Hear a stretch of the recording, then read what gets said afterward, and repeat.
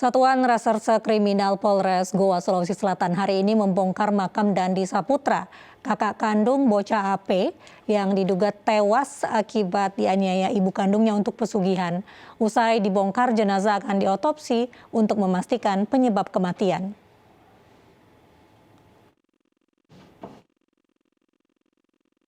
Makam Dandi Saputra di lingkungan Lembang Panai, Kelurahan Gantarang, Kecamatan Tinggi Moncong, Kabupaten Goa, Sulawesi Selatan ini dibongkar petugas dari tim forensik Bidokes Polda Sulawesi Selatan. Petugas menggali makam korban karena diduga tewas akibat dianiaya orang tuanya. Ironisnya, korban diduga dianiaya hingga tewas lantaran dijadikan tumbal oleh orang tuanya. Menurut lurah setempat, penggalian makam guna memastikan dugaan korban yang tewas secara tidak wajar. Untuk mengantisipasi isu-isu terkait dengan pesugihan atau hal-hal, semoga ada titik terang setelah dilakukan otopsi, karena kita serahkan semua ke pihak yang berwajib dan penggalian, sementara juga dilakukan beberapa penyelidikan oleh pihak kepolisian. Usai makam korban dibongkar, tim forensik langsung mengambil sampel pada jenazah korban untuk diotopsi. Dari Kabupaten Goa, Sulawesi Selatan, Bukma iNews melaporkan. Polisi terus menyelidiki dugaan unsur pembunuhan pada kasus bunuh diri seorang pria yang disiarkan langsung melalui aplikasi TikTok. 6 saksi diperiksa termasuk adik kandung korban.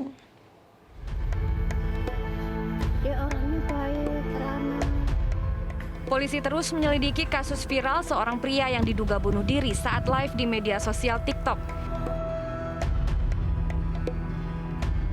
Pihak kuasa hukum keluarga menduga korban sengaja dibunuh karena terdapat sejumlah kejanggalan. Di antaranya adanya dugaan pemotongan durasi pada video yang beredar.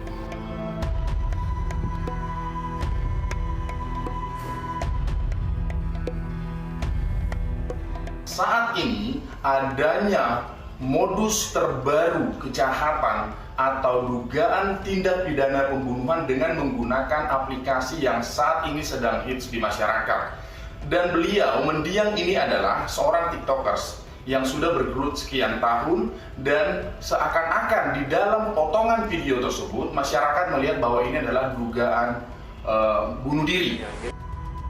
Hingga kini polisi telah memeriksa 6 saksi termasuk adik kandung korban. Sudah 6 saksi yang sudah diperiksa, tapi belum ada yang mengarah ke pembunuhan. Untuk teman-temannya sendiri Pak yang dituduhkan melakukan pembunuhan itu sudah diperiksa Pak? Sudah, termasuk adik kandungnya sendiri sudah diperiksa. Upaya mengakhiri hidup pertama kali diketahui oleh rekan korban yang sedang menonton siaran langsung dari akun TikTok korban. Karena dinilai terdapat sejumlah kejanggalan, pihak keluarga kemudian menduga adanya unsur pembunuhan terhadap korban. Tim Liputan iNews melaporkan. Salah satu rumah warga di Bandung, Jawa Barat menjadi sasaran peluru nyasar. Proyektil peluru tajam menembus atap rumah dan mengenai perabotan rumah tangga yang berada di dapur. Menurut pemilik rumah, sekitar pukul 2 dini hari tadi mendengar suara keras dari dapur. Namun karena dikira kucing, pemilik rumah baru memeriksa pagi hari. Setelah diperiksa, pemilik rumah mendapati atap rumah berlubang. Ia juga mendapati sejumlah perabotan rumah tangga rusak serta menemukan 1 proyektil peluru di wastafel. Belum ada keterangan resmi dari polisi mengenai peluru nyasar ini. Pagi-pagi udah lihat di wastafel, tiba-tiba Evakuasi ratusan anak beserta orang tuanya yang menjadi korban bentrokan di Kampar Riau berlangsung dramatis. Mereka terpaksa dievakuasi oleh Komisi Perlindungan Anak karena trauma.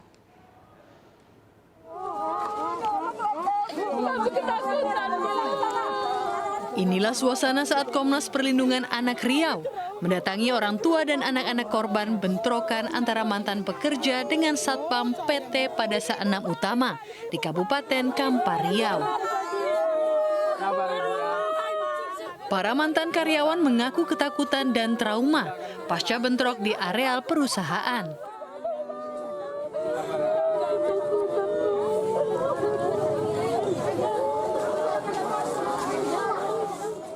Untuk menghindari trauma, sebanyak 102 anak dibawa dari tempat pengungsian ke Balai Penampungan Anak Kementerian Sosial di Rumbai, Pekanbaru. Komnas Anak ingin mengevakuasi anak-anak yang dari korban kekerasan, urus sara antara buruh dengan perusahaan PT Padasa.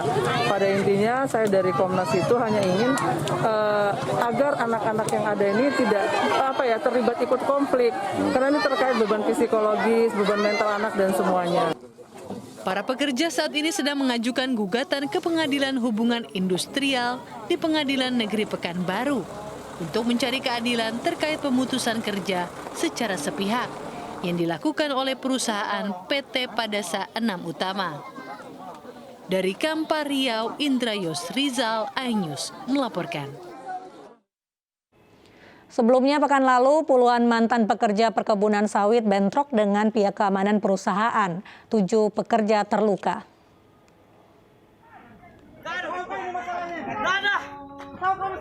Puluhan mantan pekerja perkebunan kelapa sawit di Kabupaten Kampar Riau bentrok dengan pihak keamanan perusahaan. Bentrokan dipicu eksekusi pengosongan rumah pekerja yang ditentang oleh para mantan pekerja perusahaan. Para pekerja yang di PHK menyatakan tidak mendapat pesangon hingga uang pindah rumah yang sebelumnya dijanjikan pihak perusahaan. Di mana buruh ini sudah bekerja puluhan tahun, bahkan sudah 33 tahun. Mereka hanya menuntut hak-hak mereka sesuai dengan Undang-Undang Ketenagakerjaan. Itu saja tuntutan buruh, tidak lebih dari situ. Tidak perlu ada intimidasi, tidak perlu ada kriminalisasi, tidak perlu ada pemukulan, penganiayaan. 7 pekerja terluka dalam bentrokan ini dan harus mendapat perawatan di rumah sakit. Mereka juga melaporkan penganiayaan yang mereka alami ke Polres Kampar.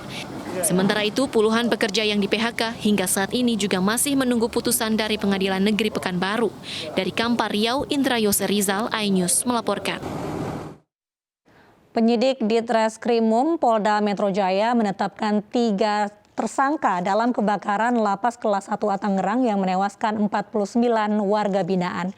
Ketiganya memenuhi unsur pidana yang menyebabkan kelalaian meninggalnya seseorang.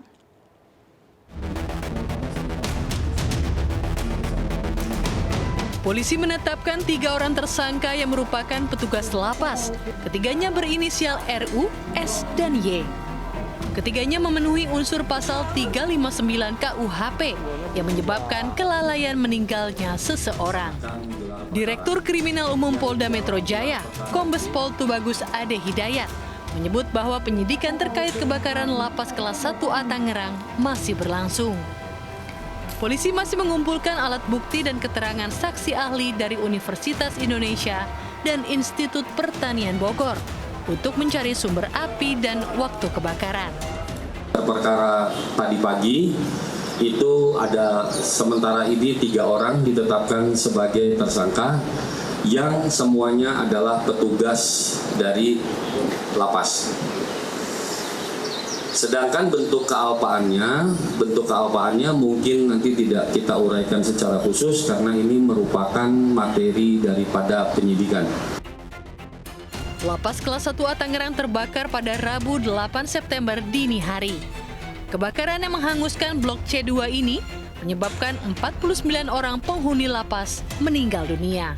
Dari Jakarta, Sofyan Firdaus, iNews melaporkan.